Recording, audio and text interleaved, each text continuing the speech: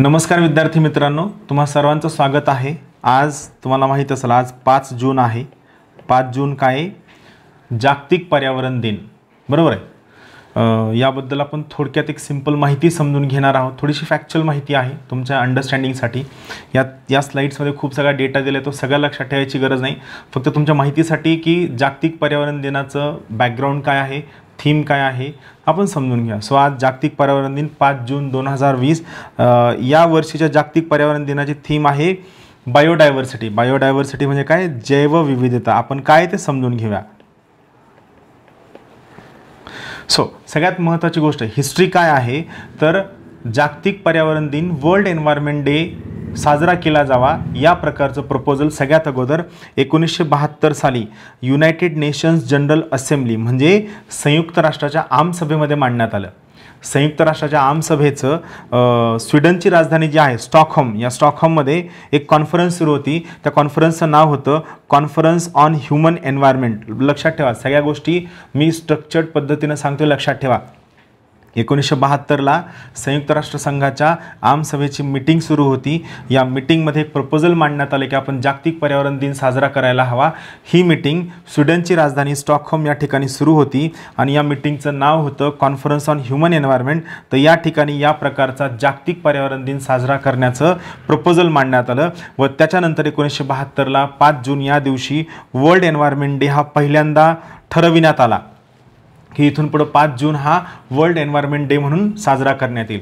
आता हेच ठरविल्यानंतर world environment day हा सगळ्यात अगोदर 1974 साली अमेरिकेचं एक शहर आहे ज्याचं नाव आहे स्पोकॅन या शहराने वर्ल्ड एन्व्हायरमेंट डे हा पहिल्यांदा 1974 साली 5 जूनला सेलिब्रेट करण्यात आला। 72ला ठरविण्यात आला, पण त्यानंतर 2 वर्षानंतर याचं सेलिब्रेशन करण्यात आलं स्पोकॅन या अमेरिका शहरामध्ये। त्यानंतर या वर्षीची जो जागतिक पर्यावरण दिन आहे याचं थीम आहे जैवविविधता, अ concern that is about urgent and existential. म्हणजे जैवविविधता हे आपल्या अस्तित्वाशी सुद्धा कसं निगडित आहे व यावरती लक्ष देणं आपल्याला अत्यंत निकडीचं किंवा अत्यंत गरजेचं काय आहे हे या थीममध्ये सांगण्यात आलेलं आहे। जैवविविधता, अ concern that is both urgent and existential म्हणजे आपल्या अस्तित्वाशी सुद्धा निगडीत असणारा हा काळजीचा विषय आहे व यासोबतच यावरती खूप जेवढं गतीनं होईल तेवढ्या गतीनं आपण लक्ष देणं गरजेचं आहे। महत्त्वाची गोष्ट, या वर्षीच्या जैवविविधता सेलिब्रेट करण्याचा होस्ट कंट्री म्हणजे जी कंट्री याच्याशी निगडीत सर्व कार्यक्रम घेणार आहे त्या कंट्रीचं नाव आहे कोलंबिया। तुम्हाला माहीत असेल कोलंबिया हा देश दक्षिण अमेरिकेमध्ये आहे आणि कोलंबियाच्या राजधानीचं नाव बोगोटा आहे।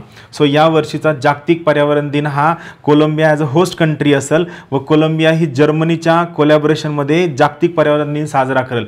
लक्षात ठेवा, दोनही देशांचे नाव, एक आहे कोलंबिया, दुसरे आहे जर्मनी। हे 2 देश एकमेकांच्या सहाय्यानं जागतिक पर्यावरण दिन साजरा करतील। त्यानंतर पुढची महत्त्वाची गोष्ट आहे 2019चा जो जागतिक पर्यावरण दिन होता त्याची थीम होती बीट एअर पोल्युशन म्हणजे वायू प्रदूषणावरती मात करा। ही 2019च्या जागतिक पर्यावरण दिनाची थीम होती आणि 2019च्या जागतिक पर्यावरण दिनाच्या थीमची होस्ट कंट्री होती चीन। चायना मागच्या वर्षी होतं, यावर्षी कोलंबिया हा दिवस जर्मनीच्या सहाय्यानं साजरा करणार आहे। दोन्ही थीम लक्षात ठेवा, 19ची थीम आणि 20ची थीम, दोन्ही थीम लक्षात ठेवा। 19ची थीम आहे वायू प्रदूषणावर मात करा, 20ची थीम आहे जैवविविधता, लक्षात ठेवा। आता बेसिकली या जागतिक पर्यावरण दिनाचे उद्देश काय आहेत, सगळ्यात पहिला उद्देश आहे सर्वसामान्य लोकांमध्ये अवेअरनेस क्रिएट करणं, जागृती निर्माण करणं।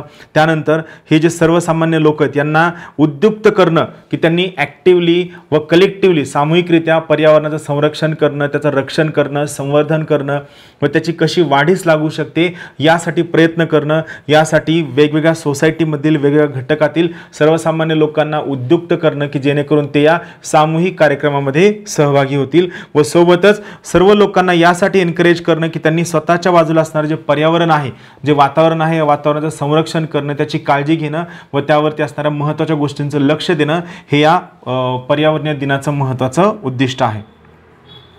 भारत आत्ताच्या बायोडायव्हर्सिटीचा किंवा जैवविविधतेचा जर विचार केला तर लक्षात ठेवा, भारत हे जगातील एक अत्यंत महत्त्वाचं बायोडायव्हर्स म्हणजे जैवविविधतेनं नटलेला देश आहे. जगातील 17 मेगा डायव्हर्स कंट्रीजपैकी भारत एक आहे. जगामध्ये 17 मेगा डायव्हर्स देश आहेत. या 17 देशांपैकी भारत एक आहे. भारतामध्ये सध्या जगातील एकूण सस्तन प्राणी म्हणजे मॅमल प्राण्यांपैकी 7.6% भारतामध्ये आहेत. त्यानंतर पक्षीवर्गीय प्राण्यांपैकी जवळपास 12.6% भारतामध्ये आहेत. त्यानंतर सर्व रेप्टिलियन म्हणजे जे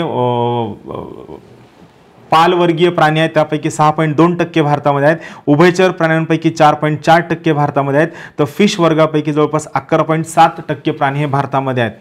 एकूण पाहायला गेलं तर जगाच्या एकूण जैवविविधतेपैकी जवळपास 6% जैवविविधता ही भारतामध्ये आढळते. सो यामुळे भारत हा जगातील 17 मेगा डायव्हर्स देशांपैकी एक अत्यंत महत्त्वाचा देश आहे. या ठिकाणी भारतातील बायोडायव्हर्सिटी दाखवण्याचा प्रयत्न केलेला आहे. यामध्ये यांना 4 घटकांमध्ये वर्गीकरण करण्यात आलेलं आहे. लो, मीडियम, हाय आणि व्हेरी हाय यामध्ये याचं वर्गीकरण करण्यात आलेलं आहे. आणि सगळ्यात महत्त्वाची गोष्ट, भारताने जैवविविधता जपण्यासाठी केलेले सर्व उपाययोजना यापैकी 2 प्रकारच्या उपाययोजना आहेत. एक आहे इन सितू कन्झर्वेशन, दुसरा आहे एक्स सितू कन्झर्वेशन. दोन्हीमध्ये फरक काय आहे? इन सितू कन्झर्वेशन म्हणजे काय, तर त्या प्राण्यांना, त्या झाडांना व त्या वनस्पतींना त्यांचं जे ओरिजिनल ठिकाण आहे त्याच ठिकाणी त्यांचं संवर्धन करणं याला आपण म्हणतो in situ conservation. For example, वाघ असेल, एखादा चित्ता असेल किंवा एखादा पाळीव प्राणी, एखादा मगर असेल, यांना विनाकारण आपण आपल्या झूमध्ये किंवा बॉटॅनिकल गार्डनमध्ये न आणता त्यांचं जे ओरिजिनल हॅबिटेट आहे, त्यांचं जे ओरिजिनल अधिवास आहे त्याच ठिकाणी यांचं जतन करणं, संवर्धन करणं, संरक्षण करणं म्हणजे इन सितू कन्झर्वेशन.